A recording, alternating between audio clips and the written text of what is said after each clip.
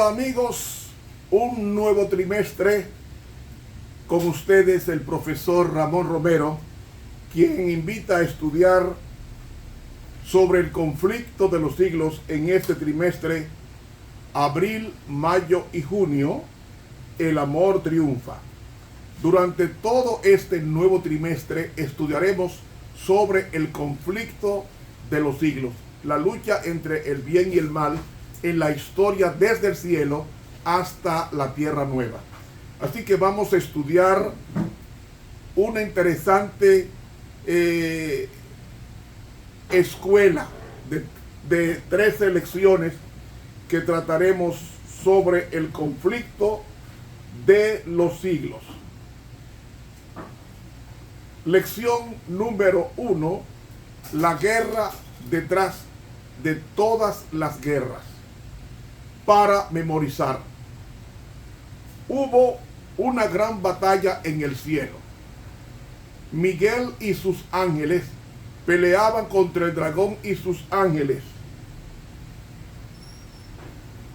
y combatieron, pero estos no prevalecieron, ni se halló más lugar para ellos en el cielo. Apocalipsis 12, 7 y 8. Amado Dios, gracias por entrar a una nueva lección, un nuevo trimestre que trata del conflicto de los siglos. Y el libro base para este trimestre es el conflicto de los siglos. Gracias, Señor, porque vamos a estudiar más de cerca esa lucha entre el bien y el mal que está llegando a su fin.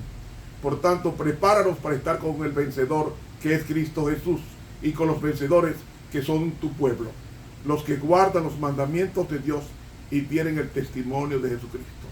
Te lo pedimos en tu santísimo nombre. Amén. Para hoy, sábado 30 de marzo, introducción a la lección número 1, la guerra detrás de todas las guerras. Hoy y mañana vamos a estudiar teología.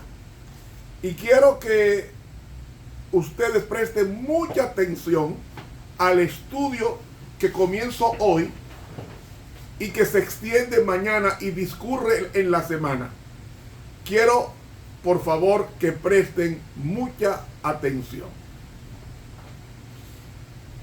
Para entender el conflicto de los siglos y para entender por qué hubo una guerra en el cielo, tenemos que partir de una gran doctrina. Y es que la Biblia habla de dos grandes misterios. Y ambos están en conflicto a muerte. ¿Cuáles son estos dos misterios? El primer misterio es el misterio de la piedad, que se encuentra en primera carta a Timoteo capítulo 3 y el versículo 16, que dice: e indiscutiblemente grande es el misterio de la piedad.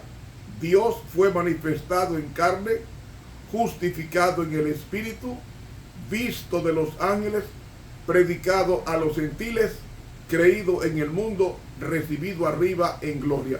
El misterio de la piedad es Cristo y su encarnación. Ahora tenemos otro misterio antagónico, que es el misterio de iniquidad, que está en la segunda carta a Tesalónica capítulo 2, que nos dice: pero con respecto a la venida de nuestro Señor Jesucristo y nuestra reunión con Él, os rogamos, hermanos, que no os dejéis mover fácilmente de vuestro modo de pensar, ni os conturbéis, ni por espíritu, ni por palabra, ni por carta, como si fuera nuestra, en el sentido de que el día del Señor está cerca. Nadie os engañe en ninguna manera, porque no vendrá sin que antes venga la apostasía y se manifieste el hombre de pecado, el hijo de perdición, el cual se opone y se levanta contra todo lo que se llama Dios o es objeto de culto, tanto que se sienta en el templo de Dios como Dios, haciéndose pasar por Dios. ¿No os acordáis que cuando yo estaba todavía con vosotros os decía esto? Y ahora vosotros sabéis lo que lo detiene, a fin de que a su debido tiempo se manifieste. Porque ya está obrando el misterio de la iniquidad, solo que hay quien al presente lo detiene, hasta que él a su vez sea quitado de en medio. Y entonces se manifestará aquel inicuo a quien el Señor matará con el espíritu de su boca y destruirá con el resplandor de su venida. Inicuo, cuyo advenimiento es por obra de Satanás, con gran poder y señales y prodigios mentirosos. He leído la segunda carta a Tesalónica, capítulo 2, los primeros 9 versículos. Entonces, hemos hablado de que existen dos grandes misterios que nadie los puede explicar, que es el misterio de la piedad, que nos habla de la manifestación de Cristo en carne y su resurrección y su ascensión al cielo, y el misterio de la iniquidad, que es aquel que tiene que ver con la altivez, el ensalzamiento del yo. La diferencia de ambos misterios es que el misterio de piedad, estando Dios en el cielo, lleno de gloria y magnificencia, se rebajó y se hizo carne, o sea, se encarnó. Mientras que el misterio de la iniquidad es ser creado, el ser creado, hacerse pasar por Dios siendo criatura. Hoy y durante este trimestre vamos a estudiar ambos misterios en diferentes facetas de la historia de estos dos grandes poderes. Vamos a estudiar ambos misterios. Para comenzar, vayamos a la doctrina de la Trinidad, mejor dicho, triunidad, porque esa palabra Trinidad fue acuñada por Tertuliano, uno de los padres de la iglesia. Pero el vocablo correcto sería triunidad o deidad. Por siglos de la eternidad han existido tres divinas personas distintas, que se encuentran en un nivel de igualdad. Nunca tuvieron comienzo y nunca tendrán fin. ¿Por qué comienzo este estudio del conflicto de los siglos con la Trinidad? Porque el conflicto de los siglos comenzó en el cielo, en la misma presencia de la Trinidad. Y la Trinidad está afectada y está involucrada en este gran evento que conocemos, la lucha entre el bien y el mal. Explico. Si Dios hubiese sido una persona sola, existiendo por la eternidad, tiene que ser que en alguna ocasión estuvo solo, porque todas las demás cosas fueron creadas por él. ¿Quiénes? Los ángeles, los seres de otros planetas que no pecaron. Lo que significa que si Dios estuvo solo, nos presenta un problema muy grave, porque para que exista el amor, y Dios es amor, de acuerdo a 1 Juan 4:8, se necesita una persona que dé a otra persona que reciba. Es decir, una persona da a otra que recibe. O sea, un dador y un receptor. Es decir, dos personas, porque si Dios estaba solo, no había con quien compartir su amor, y entonces, como Dios es en esencia amor, habría dos posibilidades. Primero, que no existiese el amor, porque el amor es compartir. Por tanto, esa esencia me dice que Dios nunca estuvo solo. Y segundo, que Dios se amase a sí mismo. Y entonces, si Dios se ama a sí mismo, estaría pecando, ya que el pecado es amarse uno mismo solamente. ¿Me están siguiendo? Es hacer del yo su centro, no el bien de los demás. Por eso, mis amigos, la Trinidad garantiza la eternidad del amor de Dios. Por eso que el folleto dice, el amor triunfa. Es el título del folleto del trimestre. Ahora, siempre hubo tres personas en la eternidad, compartiendo su amor el uno con el otro, antes de que existiesen los seres creados.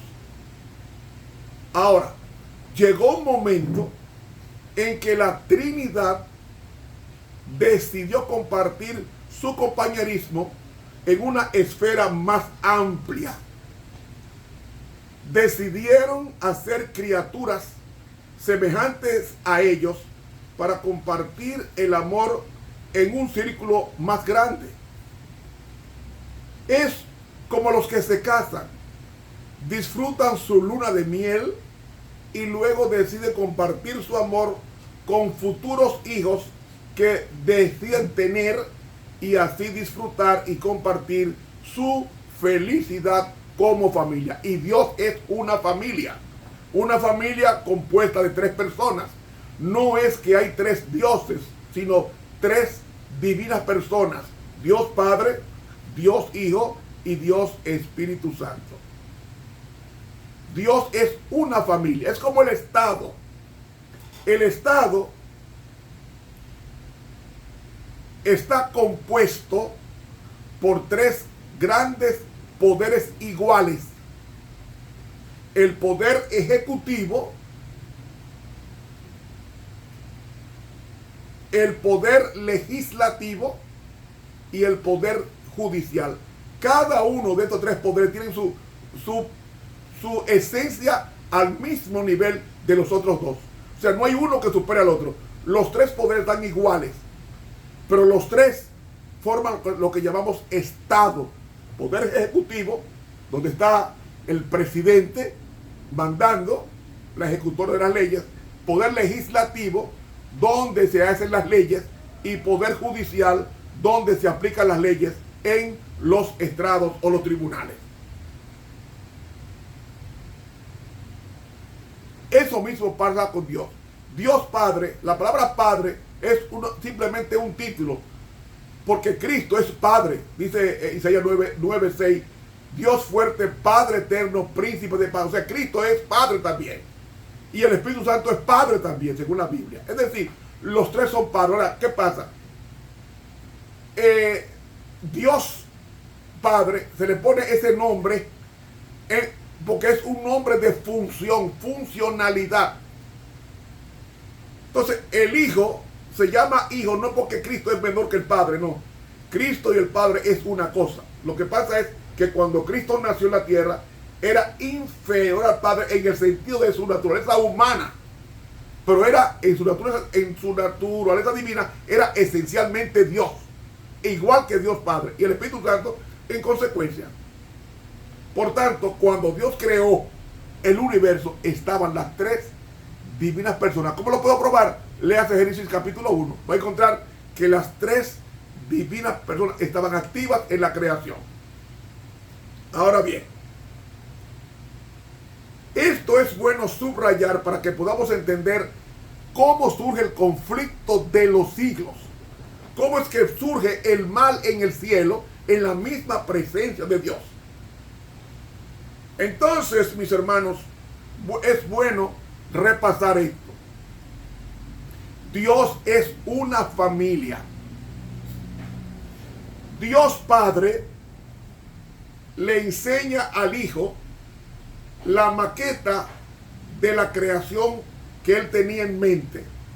Y el Hijo ejecuta la creación y el Espíritu Santo termina lo que estaba pendiente de terminar cuando Cristo hace su trabajo. Por tanto, las tres divinas personas están involucradas en la creación. Se nos fue el tiempo, hermanos. Mañana continuamos con este estudio. Que Dios nos bendiga.